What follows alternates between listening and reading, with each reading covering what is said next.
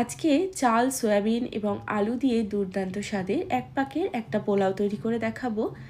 এটা সবাই তৈরি করতে পারবে, এতটাই সহজ, আর খেতেও কিন্তু অসাধারণ হয়।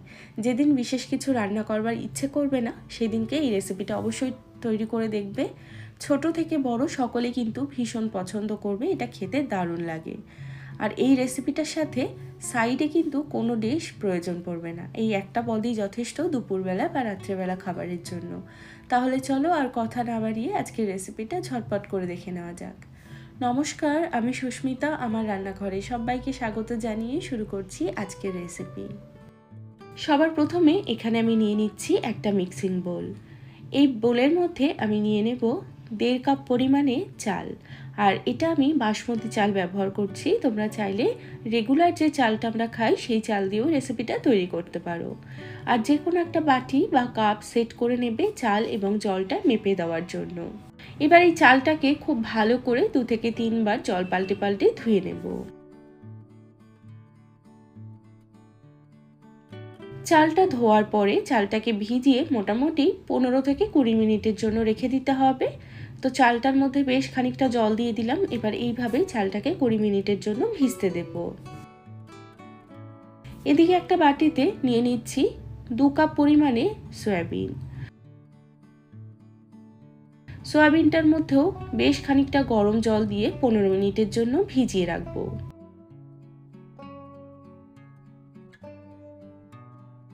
15 মিনিট পর দেখো সয়াবিনগুলো কিন্তু খুব ভালো করে ফুলে গেছে। এখন আমি এই জলটা চিপে চিপে সয়াবিনগুলোকে একটা অন্য পাত্রে নিয়ে নিচ্ছি।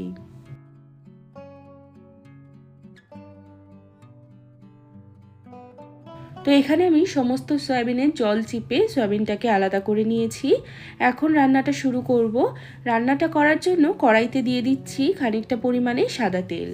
তোমরা তেলের ব্যবহারটা নিজেরা নিজেদের ইচ্ছে মতো এখানে বাড়িয়ে বা কমিয়ে অ্যাডজাস্ট করে নেবে। এবার এর মধ্যে দিয়ে দেব 3টে মিডিয়াম সাইজের পেঁয়াজ কুচি। আর পেঁয়াজটা কিন্তু আমাদের একটু কড়া করে ভাজতে হবে, তো গ্যাসের ফ্লেমটা একটু বাড়িয়ে দেব। আর পেঁয়াজটা যতক্ষণ না পুরো লাল করে ভাজা হচ্ছে ততক্ষণ পর্যন্ত পেঁয়াজটাকে ভেজে নেব।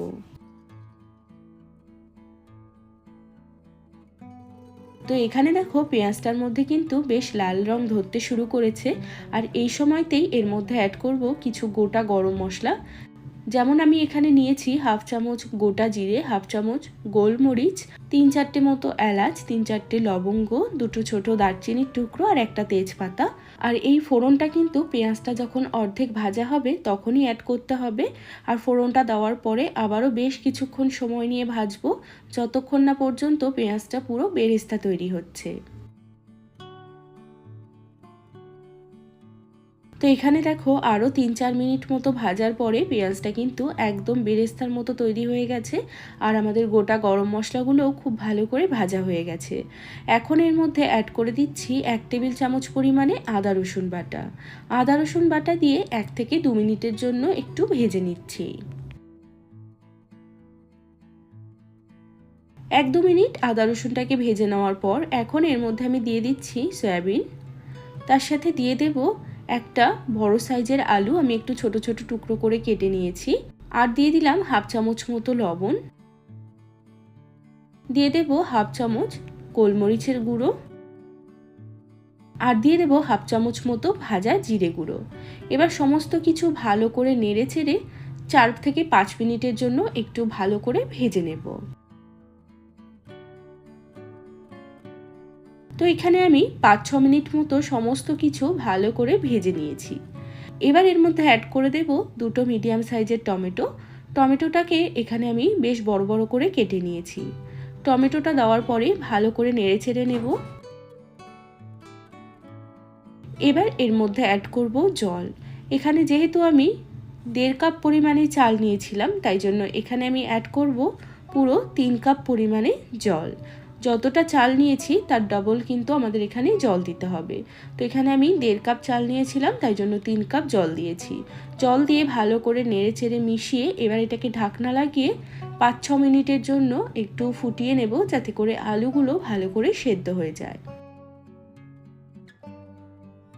5-6 মিনিট পর আমি ঢাকাটা সরিয়ে নিচ্ছি। তো এখানে কিন্তু আলুগুলো 50% সেদ্ধ হয়ে গেছে, আর বাকি 50% কিন্তু আমাদের ভাতের সাথে আলুগুলো সেদ্ধ হয়ে যাবে। এবার এর মধ্যে আমি অ্যাড করে দিচ্ছি আরও কিছুটা লবণ। যেহেতু আমি জল দিয়েছি এবং এর মধ্যে চালও পড়বে, তাই জন্য লবণটা কিন্তু একটু বেশি করেই দিতে হবে। দিয়ে দিলাম 1/2 চামচ পরিমাণ চিনি, 2-3টে দিয়ে দিলাম চেরা কাঁচা লঙ্কা, আর দিয়ে দেবো আগে থেকে ধুয়ে ভিজিয়ে রাখা বাসমতি চাল। এবার সমস্ত কিছু হালকা হাতে একবার নাড়াচাড়া করে মিশিয়ে নেব। এবার গ্যাসের ফ্লেমটা একদম লোতে করে দেব এবং ঢাকনা লাগিয়ে 10 থেকে 15 মিনিটের জন্য আমাদের এটাকে রান্না করতে হবে। তো 15 মিনিট পর আমি ঢাকাটা সরিয়ে নিচ্ছি। এর মাঝখানে আমি কিন্তু একবার ঢাকা খুলে নাড়িয়ে দিয়েছিলাম যাতে নিচে লেগে না যায়। অবশ্যই করে একবার করে একটু চেক করে নেবে যাতে নিচে কোনো রকমভাবে লেগে না যায়। তো এখানে দেখো আমাদের পোলাওটা কিন্তু একদম তৈরি হয়ে গেছে, আর ভাতগুলোও কিন্তু খুব ভালোভাবে হয়ে গেছে এবং বাকি আলু এবং সয়াবিনও কিন্তু খুব ভালো করে সেদ্ধ হয়ে গেছে। আলু এবং ভাতটা ভালোভাবে সেদ্ধ হয়ে গেলেই কিন্তু আমাদের এই পোলাওটা প্রায় রেডি। আর দেখো এখানে জলটাও পুরোপুরি শুকিয়ে গেছে, যতটা জল দিয়েছিলাম পুরো জলটাই কিন্তু শুকিয়ে গেছে।